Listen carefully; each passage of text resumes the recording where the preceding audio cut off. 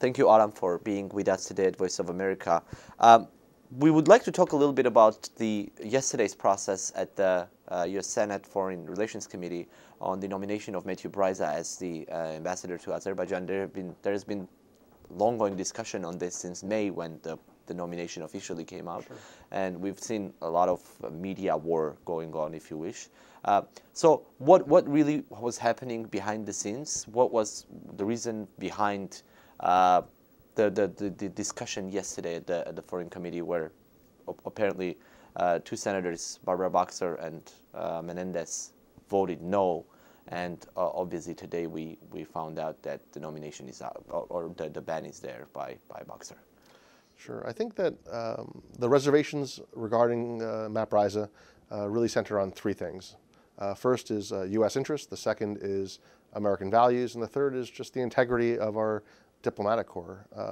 In terms of U.S. interests, we have a powerful interest as Americans in peace, and we want to see stability in the Caucasus. We want to see stability there. And Matt Bryza is not the right person to help deliver stability. In fact, he's failed repeatedly to challenge Azerbaijan's threats of war, or even to call out Azerbaijan when it's acted on its threats. So he wasn't the right person for U.S. interests. In terms of American values, probably the most glaring example is his reluctance, his failure, the long delay in responding to the desecration of the Armenian cemetery in Julfa. It's a core American value that we believe in tolerance, and an act of desecration of a cemetery is really an act of hatred, and America needs to be out front in fighting those types of those acts of intolerance, and he failed that test. And finally, in terms of integrity, there was just too much conflict of interest, ties that were too close between Mr. Bryza and the Azerbaijani government, including ties to his family, that simply just meant that he had too much baggage to do the job right. So in terms of U.S. interests, in terms of American values, in terms of sort of diplomatic integrity, he was the wrong choice. I think that many senators felt that way. Some voted no, others voted yes, but out of deference to the president, but not because they thought he was the right person. And ultimately, I think two senators stepped forward, Senators Boxer of California and Senators Menendez of New Jersey, and placed a hold on this nomination, basically, I think, giving voice to a broad range of other senators who have big problems with the nominee. So what's next? What we hear is the Senate elections, the Hill elections are coming up in October, November, and we're going to have a new Senate very soon. Sure. So can the nomination be brought back? The nomination will die with this session of Congress. When the new Congress is sworn in January, the president will need to renominate all the candidates for diplomatic posts. Our hope would be that the president would take this opportunity now, that a hold has been placed by two prominent senators of his own party, that'll take this opportunity to withdraw the nomination and offer a new name. The key here is somebody without bias, without baggage, somebody who can give American diplomacy a fresh start. This is really a chance for President Obama to do just that. In so many ways, when the Senate hearing was taking place on Bryza's nomination, he had a couple of points on saying that the reason why he has so much criticism from within the region is because he was putting some of the diplomats and politicians out of their comfort zone, and he was, in a way, pushing the process forward on the Nagorno-Karabakh peace process and other processes in the region. Plus, there is a fact that he probably was the most outspoken, I would like to say, co-chairman so far from the U.S. side, as many as we had, let's put it this way. So do you still see Bryza as a possible positive diplomat to be involved in the region anyhow? And did you see his actions as positive back in the day? I would say that he tried, I think, during the hearing to present himself as a neutral character who was attacked by both sides, but the record shows something very different. On issue after issue, he showed a demonstrable bias toward the Azerbaijani position in terms of underspending aid to Nagorno-Karabakh, in terms of isolating Nagorno-Karabakh and preventing travel and contacts and communication between U.S. officials and officials in Stepanakert, in terms of failing to stand up to Azeri aggression, in terms of remaining silent on Julfa. On issue after issue after issue, he took a side. And I think that that's eventually what led to the opposition to his nomination. And I think that he's any role that he'll play going forward in the Caucasus is going to be handicapped by the perception that he's just a biased brings a biased perspective to these issues.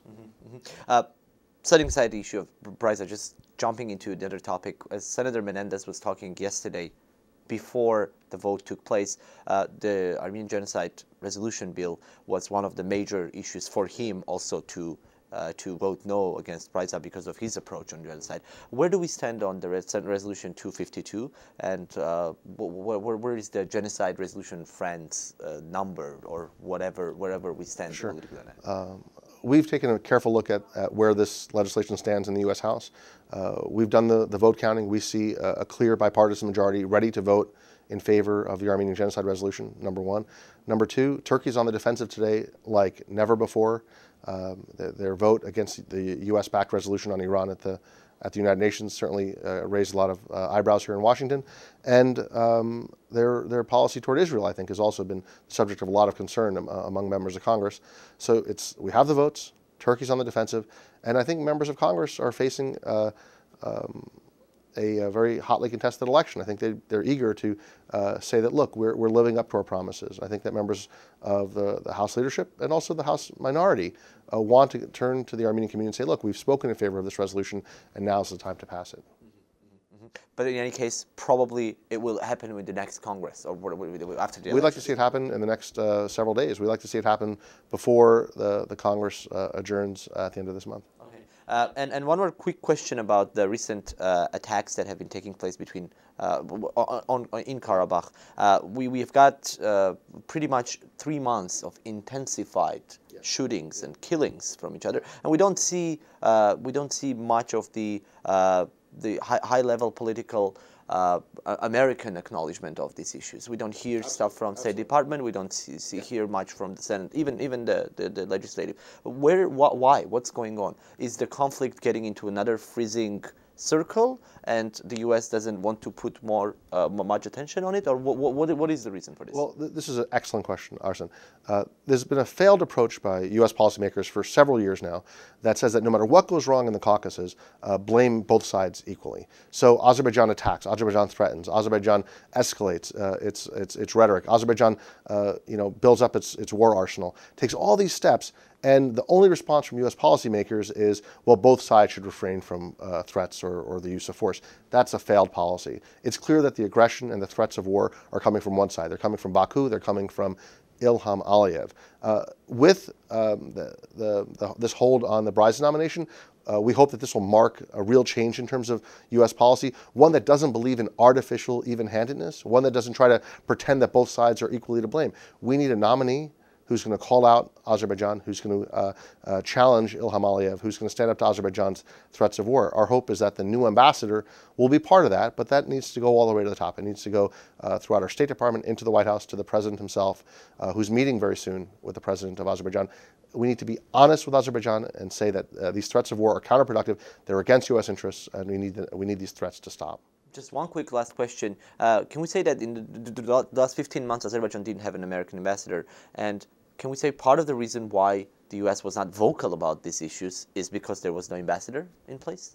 I think the U.S. always has the opportunity to speak out on any issue that it wants to speak out about. We have a president, we have a secretary of state, we have assistant secretaries, deputy assistant secretaries, plenty of opportunities. If our State Department and administration want to challenge Azerbaijan's aggression, they can do so with or without an ambassador. As it turns out, it was the Obama administration that left that seat vacant for essentially more than the first year of its term in office. When the time came to nominate somebody, they nominated the wrong person. He would have been really the wrong person to serve in Baku. It's a tribute to Senators Boxer and Menendez that they recognize that, and that we'll get a fresh start. Okay. Thank you, Aram. Thanks a lot for your time. Not at all. Thanks for coming. Glad to do it.